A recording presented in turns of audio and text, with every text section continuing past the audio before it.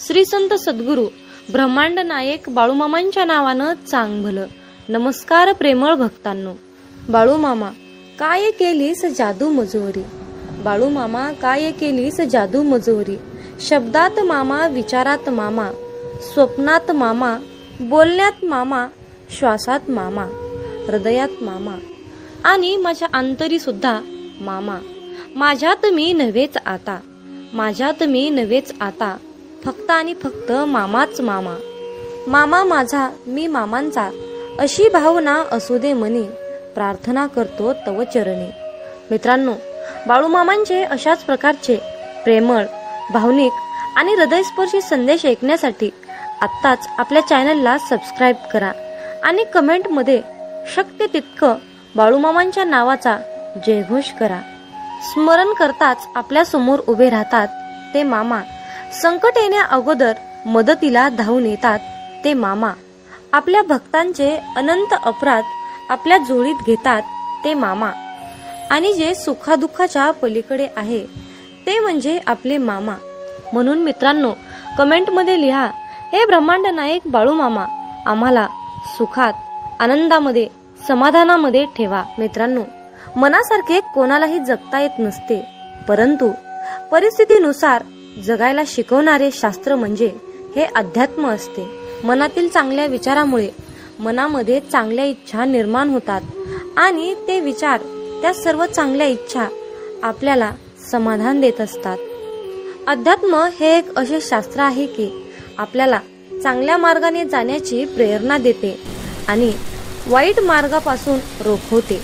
आयुष्यात प्रत्येक माणसालाच कसली तरी काळजी असते, कसली तरी चिंता असते, परंतु या चिंतामुक्त जीवनातून बाहेर निघण्यासाठी एकमेव मार्ग म्हणजे अध्यात्म आहे. अध्यात्म म्हणजे नामजप आहे. म्हणून आपल्याला नामामध्ये राहायचं आहे, मामांच्या नामस्मरणात राहायचं आहे, मामांचं नामस्मरण करायचं आहे. मित्रांनो, नीट लक्षपूर्वक ऐका. जेव्हा माणूस जन्माला येतो तेव्हा त्याला श्वास असतो, परंतु नाव नसते. पण जेव्हा माणूस मरतो तेव्हा त्याला नाव असते, परंतु श्वास नसतो.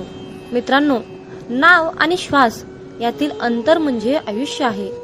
ज्या भगवंताने तुम्हाला हे आयुष्य बहाल केले आहे त्याचे तुम्ही नामस्मरण करत राहा. मित्रांनो, मामा सांगतात, अरे बाळा, प्रत्येक माणसात हा देव आहे रे, प्रत्येक माणसाच्या हृदयात देव आहे. मग तुम्ही म्हणाल की प्रत्येक माणसामध्ये देव आहे तर आपण मंदिरात का जातो? याचे खूप सुंदर उत्तर आहे. मित्रांनो, वारा तर उन्हातही वाहतो, परंतु त्याचा आनंद सावलीत बसल्यावरच मिळतो. त्याचप्रमाणे देव सुद्धा हृदयातच असतो, परंतु त्याचा आनंद मंदिरातच मिळतो.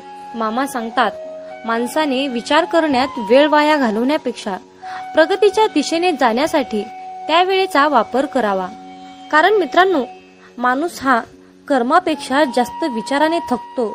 विचाराने माणूस हा खचत असतो आणि प्रगतीच्या दिशेने गेल्यानंतर माणूस हा प्रगतीच्या उंच शिखरावर जाऊन पोहोचतो. मित्रांनो, अगदी अंतःकरणातून परमेश्वराची सेवा करा. कारण माणूस हा माणसाचे रूह शरीर, बाहेरील शरीर पाहत असतो, परंतु परमेश्वर हा माणसाचे हृदय पाहत असतो. त्यामुळे अंतःकरणातून तुम्ही कोणतीही सेवा करा. मामा सांगतात, अरे बाळा, स्वतःला सिद्ध करण्यात वेळ वाया घालवू नका, तर त्या सर्व गोष्टी बदलून त्या सर्व गोष्टी आणखीन चांगल्या बनवा. तुम्ही या जीवनातील सर्वश्रेष्ठ व्यक्ती म्हणून ओळखला जाल. मित्रांनो, आजच्या दैवी संदेशातून मी एक छोटीशी कथा तुम्हाला सांगणार आहे. तर या कथेचा शेवट तुम्ही नक्की ऐका, म्हणजेच जीवन म्हणजे काय असतं हे तुम्हाला नक्कीच पटेल. मित्रांनो, एके वेळी काय झालं, शांतीब्रह्म एकनाथ महाराज हे नदीमध्ये स्नान करीत होते. त्यावेळी एक विंचू नदीच्या पाण्याबरोबर वाहत जाताना त्यांना दिसला. त्यांनी पटकन त्या विंचवाला ओंजळीत घेतले आणि विंचू नदीबाहेर टाकण्यासाठी ते निघाले. विंचू ओंजळीत घेतल्याबरोबर त्या विंचवाने एकनाथ महाराजांना डंक मारला आणि त्या क्षणी तो विंचू एकनाथ महाराजांच्या हातातून खाली पडला. परत पाण्यामध्ये पडला असता एकनाथ महाराजांनी पुन्हा त्या विंचवाला ओंजळीत उचलले. पुन्हा त्या विंचवाने एकनाथ महाराजांना डंक मारला. तरीही एकनाथ महाराजांनी त्या विंचवाला पाण्याच्या बाहेर आणून टाकले आणि शेवटी त्या विंचवाचा जीव वाचवला. तोपर्यंत त्यांच्या हाताला वेदना व्हायला लागल्या होत्या. हे सर्व कृत्य नदीच्या कडेला बसून एक माणूस बघत होता. त्या व्यक्तीने महाराजांना प्रश्न केला की तो विंचू तुम्हाला डंक मारणारच होता, हे तुम्हाला माहीत असून सुद्धा त्या विंचवाने तुम्हाला 2 वेळा डंक मारला, तरीही तुम्ही अखेर शेवटी त्या विंचवाला का वाचवले? उलट तुम्ही त्याला मारायला पाहिजे होते. त्यावर एकनाथ महाराजांनी खूप सुंदर उत्तर दिले. डंक मारणे हे त्याचे काम होते आणि त्याला वाचवणे हे माझे कर्तव्य होते. त्यामुळे त्याने त्याचे काम केले आणि मी माझे काम केले. असे वागतात ते म्हणजे खरे संत. विंचू चावणार आहे हे माहीत असून सुद्धा महाराजांनी त्या विंचवाला पाण्याच्या बाहेर आणून टाकले आणि त्याचा जीव वाचवला. मित्रांनो, त्याचप्रमाणे समाजामध्ये सुद्धा असे काही विंचू आहेत जे सज्जनांचा आणि साधकांचा अपमान करतात, कुचेष्टा करतात, निंदा करतात. तरीही आपण त्यांचा राग न मानता आपल्या सद्गुरूंनी शिकवलेल्या मार्गानेच, प्रामाणिकपणे सत्याच्या मार्गानेच आपल्याला जायचे आहे. मित्रांनो, जर आयुष्यामध्ये तुम्हाला सुखी व्हायचे असेल तर तुम्हाला अपमान हा गिळता आला पाहिजे, अपमान हा पचवता आला पाहिजे. जर तुम्ही अशा प्रकारच्या समाजातील वाईट विंचवांना सत्याच्या मार्गावर आणण्याचा प्रयत्न केला तर तुमच्यावर नक्कीच सद्गुरूंची कृपा होईल. आणि हीच आपल्या सद्गुरूंची सेवा आहे असे म्हणायला सुद्धा हरकत नाही. ही सर्वात मोठी प्रचंड शक्तिशाली सेवा आहे. मामा म्हणतात, अरे बाळा, आयुष्यात जेव्हा माणसाला सुखाचे भोग येतात तेव्हा त्याला काहीच वाटत नाही, परंतु जेव्हा त्याच्या वाट्याला दुःखाचे भोग लागतात तेव्हा मनुष्य म्हणतो की मी ह्या देवाचा भक्त आहे आणि मी या अमक्या देवाचं एवढी भक्ती केली, एवढी सेवा केली, तरीही या देवाने शेवटी माझ्या नशिबाला दुःखच का दिलं? मी इतका सत्कर्मी पुरुष आहे, इतका मी सत्कर्मानेच चालतो, तरीही माझ्या वाट्याला दुःख का आहे? असे म्हणून आपण देवाला दोष देत असतो. पण त्या मनुष्याला एवढं समजत नाही की हे सर्व काही घडत आहे तो आपल्या कर्माचा भाग आहे. याला देव काय करतील आणि संत काय करतील? भोग हा भोगूनच संपवावा लागतो. शेवटी ते प्रारब्ध आहे. मग तुम्ही म्हणाल की भोग हा भोगूनच संपवावा लागतो, आयुष्यातील दुःख अडचणी हे भोगूनच संपवावे लागतात, तर शेवटी मामांच्या सेवेचं आपल्याला काय फळ मिळणार आहे? हा सर्वांच्या मनामध्ये प्रश्न येणे साहजिकच आहे. चला तर त्या प्रश्नाचे उत्तर आपण आजच्या संदेशातून जाणून घेऊया. मित्रांनो, आपण आपल्या मागच्या जन्मामध्ये जे काही काम केलं आहे, वाईट कर्म केले आहेत, जे काही पाप केलं आहे, ते पाप नष्ट करण्यासाठी आपण या जन्मामध्ये केलेली मामांची सेवा ही त्या पापांना नष्ट करत असते. सेवा करून त्या पापाची परतफेड करत असते. ही सेवा त्या पापाचं क्षालन करत असते. आणि या चालू कलियुगातील जीवनामध्ये जे काही आपण वाईट कर्म करतो त्याचे फळ आपल्याला लगेच मिळत असते. मित्रांनो, फक्त प्रश्न आहे वेळेचा. कुणाला लवकर त्या पापाची परतफेड करावी लागते तर कुणाला उशिरा करावी लागते. त्यामुळे एक लक्षात ठेवा की नेहमी चांगले कर्म करा. तुम्हाला उशिरा का होईना त्या सेवेचे फळ हे 100% मिळणारच, हे निश्चित लक्षात असू द्या. आपल्या दुःखाचा आणि परमेश्वराच्या भक्तीचा कसल्याही प्रकारचा संबंध नसतो. त्यामुळे मित्रांनो, देवाला, परमेश्वराला, परमपिता परमात्म्याला कसल्याही प्रकारचा दोषी तुम्ही ठरवून ही मोठी चूक करू नका. म्हणून मामा म्हणतात, अरे बाळा, पुण्य जरी दिसत नसलं तरीही त्याची योग्य वेळ आली की त्याच्या फळाची उपभोग आपल्याला नक्कीच घेता येतो. कारण मित्रांनो, कमवलेल्या पैशाचे काम जिथे थांबते ना, तिथूनच केलेल्या पुण्याच्या कर्माची सुरुवात होते. जीवनामध्ये सुख कधीच संपत नाही, ते रोज नवीन नवीन उगवत असते. नव्या सुखाला जागा करून दिली की ते आपल्या आयुष्यामध्ये ऑटोमॅटिक रोजच्या रोज येत असते. काल केलेली मशागत आजच्या कृपेच्या रूपेमध्ये प्राप्त होते. आपण कितीही काहीही नको नको म्हटलं तरीही जर आपले कर्म चांगले असतील तर त्याचे आपल्याला चांगलेच फळ मिळते. जरी तुम्ही मला नको म्हणाल तरीही आणि जर तुमचे वाईट कर्म असतील तर तुम्ही मला हे नको नको म्हणाल तर तुम्हाला त्या कर्माचे फळ वाईटच मिळत असते. मित्रांनो, चांगले विचार आणि सदृढ आयुष्य म्हणजे ही नियती आहे. जे आपण कराल त्याचेच फळ आपल्याला इथे नियती देत असते.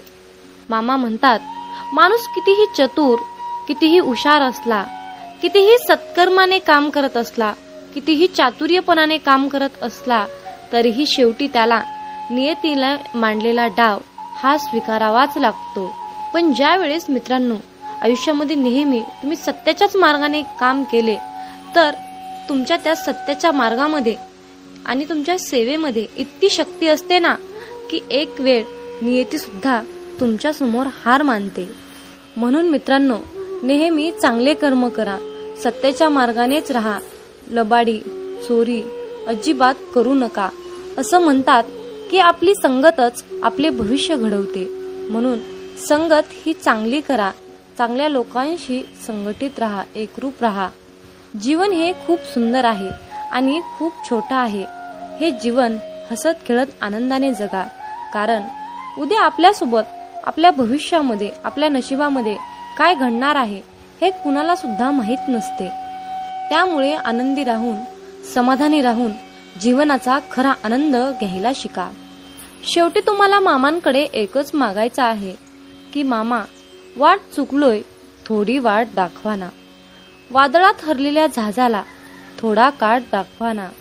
मामा, अंधार खूप आहे, थोडा प्रकाश दाखवाना. मामा, तहान खूप लागली, थोडं नाम घेण्याची शक्ती द्या ना. मामा, मी तुम्हाला मागत राहीन, तुम्ही मला देत राहाल, परंतु आज मला तुम्ही एक शेवटचं वचन द्या ना. कधीही काढणार नाही या बालकाच्या डोक्यावरचा हात, कधीही सोडणार नाही या बालकाची साथ, असं तुम्ही आज मला एक शेवटचं वचन द्या ना. मित्रांनो, आयुष्यामध्ये सुखादुःखाचे हे कालचक्र कायम फिरतच असते. तुमच्या आणि माझ्या आयुष्यामध्ये खूप दुःख आहे. जर आपण या आयुष्याकडे सुखाच्या नजरेने, आनंदाच्या नजरेने पाहिलो तर हे आयुष्य खूप सुंदर आहे. पण याच आयुष्याकडे आपण दुःखाने बघितलो, रडत बसलो तर हे आयुष्य आपल्याला दुःखातच जाणार आहे. हे आयुष्य आपल्याला दुःखच देणार आहे. म्हणूनच तुम्हाला सांगावंसं वाटतं की रडू तर खूप येत होतं, रडू तर खूप येत होतं, पण डोळ्यात पाणी दिसत नव्हतं. चेहरा तर कोरडा होता, पण मन मात्र भिजलं होतं, मन मात्र भिजलं होतं. मित्रांनो, डोळे पाहणारे खूप सारे असतात, पण मनातील भावना जाणणारे, मनातील ओळखणारे फक्त आपले ब्रह्मांड नायक बाळूमामा असतात. जय बाळूमामा. तर मित्रांनो, आजच्या दैवी संदेशातून मी एक छोटीशी आणि भावनिक कथा तुम्हाला सांगणार आहे. तर एका भक्ताने सकाळी देवपूजा करत असताना मामांना प्रश्न विचारला, अहो मामा, मी तुमची दररोज मनोभावे श्रद्धेने अगदी अंतःकरणातून तुमची सेवा करतो. मी कुठलंही काम करत असताना प्रामाणिकपणे करतो. मी कुठल्याही कामामध्ये लबाडी करत नाही किंवा मी कुणालाही लुटमार करत नाही. मी एवढा चांगला वागूनही, प्रामाणिक वागूनही लोक मला का टाळतात आणि अशा वेळी तुम्ही माझ्या मदतीला का येत नाहीत? आणि आयुष्यामध्ये नेहमी चांगल्याच माणसासोबत वाईट का घडतं, असा प्रश्न त्या भक्ताने मामांना केला. मामा म्हणतात, माझ्या प्रिय बाळा, तू निराश होऊ नकोस. तू प्रामाणिक असून सुद्धा जे लोक तुला खूप त्रास देतात, तुझ्याशी खोटं बोलतात, तुझी लुटमार करतात, त्यांच्याकडे मी पाहत आहे, मी बघत आहे, मी ब्रह्मांड नायक आहे. पण बाळा, लक्षात ठेव, तुझ्याशी खोटं बोलल्याने, तुझी फसवणूक केल्याने त्यांचा थोडा क्षणासाठी फायदा होतो, पण त्यांच्या आयुष्यात पुढे जे काही त्यांना भविष्यात मिळणार होतं ते गमावून बसलेले असतात. हे लक्षात ठेव. कारण बाळा, जसे कर्म तसेच फळ मिळणार आहे. हा नियतीचा गुरुत्वाकर्षणाचा सिद्धांत आहे. आयुष्यात जर कोणी व्यक्ती अशा प्रकारची फसवणूक, लुटमार करत असेल तर त्याच्या डोक्यावर पापाचा खूप सारा बोजा होतो आणि मग या सर्व पापांचे भोग घरातील सर्व कुटुंबियांना भोगावे लागतात. तर मित्रांनो, आजच्या दैवी संदेशातून तुम्हाला एकच सांगायचं आहे की कुठलंही कार्य करत असताना प्रामाणिकपणे करा. कुणाचीही फसवणूक, लुटमार करण्यापेक्षा मामांना भरपूर आशीर्वाद मागा. मामा तुम्हाला नक्कीच आशीर्वाद देतील आणि तुमच्या प्रत्येक कामामध्ये तुम्हाला यश प्राप्त करून देतील. हा माझा स्वतःचा अनुभव आहे. मामा म्हणतात, माझ्या मुला, निष्ठा सोडू नकोस, प्रामाणिक राहा, भक्ती कर, माझे नामस्मरण कर, कुणाचे वाईट चिंतू नकोस, भिवू नकोस, मी सदैव तुझ्या पाठीशी आहे, भिवू नकोस, मी सदैव तुझ्या पाठीशी आहे. मित्रांनो, श्री संत सद्गुरू बाळूमामा हा शब्द मनाला खूप आधार देणारा आणि शक्ती देणारा मंत्र आहे. मित्रांनो, ब्रह्मांड नायक बाळूमामा या शब्दात दडलेलं आईचं प्रेम, नातं, जिव्हाळा, प्रेमाचा ओलसर स्पर्श या सर्व गोष्टी आपल्याला ब्रह्मांड नायक बाळूमामा या शब्दातून मिळत असतात. तर मित्रांनो, तुम्हाला दररोज सकाळी आणि संध्याकाळी मामांकडे एक प्रार्थना करा. आरोग्य, सुख, समृद्धी, नैराश्य, नोकरी, इच्छापूर्तीसाठी तुम्हाला ही प्रार्थना करायची आहे. चला तर मग मित्रांनो, माझ्यासोबत प्रार्थना करा. हे ब्रह्मांड नायक बाळूमामा, आम्हा सर्व पापी भक्तावर तुमची कृपा असू द्या. हे परमेश्वरा, आम्हा सर्वांनाच चांगले आरोग्य, सुख, समृद्धीचे आयुष्य दे. आम्हा सर्वांनाच तुझ्या आशीर्वादाने इतकं सक्षम बनव की आमच्या सर्व इच्छा, सर्व स्वप्न पूर्ण करण्यायोग्य आम्हाला बनव. आम्हाला सुखी ठेव. हे पिता परमात्मा, आम्ही सर्वजण तुझ्या नामस्मरणात कायम असतो. तू तुझ्या हाताने आमच्याकडून सर्वांचे कल्याण करून घे. सर्वांना चांगली बुद्धी दे आणि अहंकार न करता जीवन जगण्याची प्रेरणा दे. हे प्रभू, तुझ्या चरणी हीच माझी प्रार्थना आहे. तर मित्रांनो, दररोज तुम्हाला बाळूमामा चरणी ही प्रार्थना करायची आहे. तर मित्रांनो, दररोज न चुकता सकाळी आणि संध्याकाळी मामांकडे ही प्रार्थना तुम्हाला करायची आहे. ही प्रार्थना म्हणजे सामूहिक प्रार्थना आहे. सामूहिक प्रार्थनेमध्ये खूप शक्ती असते. जर तुम्ही ही प्रार्थना मामांकडे केली तर तुमच्या इच्छा पूर्ण होतील, हे निश्चित आहे. मामा म्हणतात, अरे मुला, चंदनाच्या झाडाला विषारी सापाने विळखा घातला म्हणून चंदनाचा सुगंध काही कमी होत नसतो. अर्थात मामाला तुम्हाला हेच सांगायचे आहे, ज्यांचे कर्म चांगले आहे तो आयुष्यात कधीही संपत नसतो. सत्कर्मी माणसालाच आयुष्यात अडचणी येतात, पण त्या अडचणी दीर्घकाळ टिकून राहणाऱ्या नसतात, तर लगेच सुटणाऱ्या असतात. मामा सांगतात, आयुष्यात कोणावरही विश्वास ठेवू नका, कारण लोकांचे खायचे दात वेगळे असतात आणि दाखवायचे दात वेगळे असतात. म्हणून मामा म्हणतात, नाती तीच जपा जी तुम्हाला जपण्याचा प्रयत्न करतात. नाती तीच जपा जी तुम्हाला जपण्याचा प्रयत्न करतात. कारण नातं हे फार नाजूक असते. नात्याची दोरी एकदा तुटली की ती परत जोडता येत नाही, आणि जोडलीच तर तिथे गाठ कायम राहते. मित्रांनो, जर आयुष्यामध्ये तुम्हाला यशस्वी व्हायचे असेल तर प्रत्येक लहान मोठ्यांचा आदर करा. त्यांच्या वयावरून त्यांचा आदर करा. कारण आयुष्यात एकदा निघून गेलेली वेळ आणि व्यक्ती पुन्हा कधीही परत मिळू शकत नाही. म्हणून वेळेला जपा आणि त्याचबरोबर माणसांना सुद्धा जपा. मित्रांनो, या कलियुगातील रीत म्हणजे लोक जिवंत माणसाला नीट सुद्धा बोलत नाहीत आणि मेल्यानंतर विचारतात, हलू म्हणतात की तू आम्हाला बोलत का नाहीस. आणि म्हणूनच तुम्हाला सांगणे आहे की आयुष्यातून एकदा निघून गेलेली वेळ आणि व्यक्ती पुन्हा कधीच मिळवू शकत नाही. म्हणून वेळेचं भान ठेवा, माणुसकी जपा, नात्याला महत्त्व द्या, नाते टिकवण्याचा प्रयत्न करा. यातच खरं आनंद आहे आणि हेच खरं आयुष्याचं खूप मोठं आणि सुंदर सूत्र आहे. तर मित्रांनो, जर तुम्ही या मताशी सहमत असाल तर होय बाळूमामा, मी तुमच्या मताशी पूर्णपणे सहमत आहे असे टाईप करून हा दैवी संदेश पुढे 2 भक्तांना शेअर करा. तुमच्या हातून पुण्याचे काम घडून येईल आणि तुम्ही नकळतपणे पुण्याचे भागीदार ठराल. मित्रांनो, कधी कधी आयुष्यामध्ये असंही होतं. आयुष्यामध्ये इतकं दुःख, यातना, संकट, समस्या इतकं सहन करावं लागतं की खरंच मनामध्ये विचार येतो की यार, खरंच देव आहे का, इथपर्यंत शंका येतात.